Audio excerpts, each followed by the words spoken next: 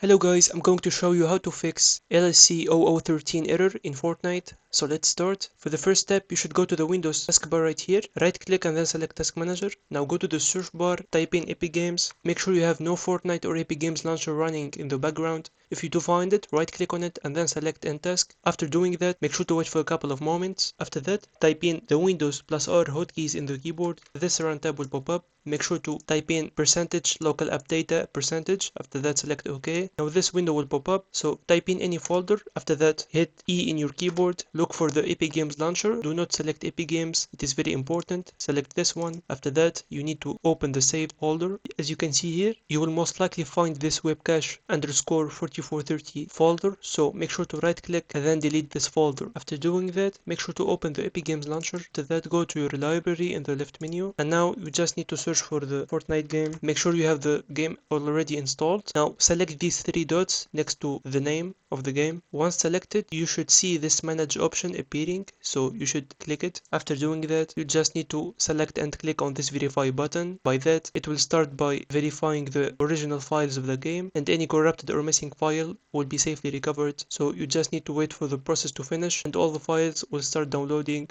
right away. And that's it. If you find it helpful, consider subscribing and see you on the next one.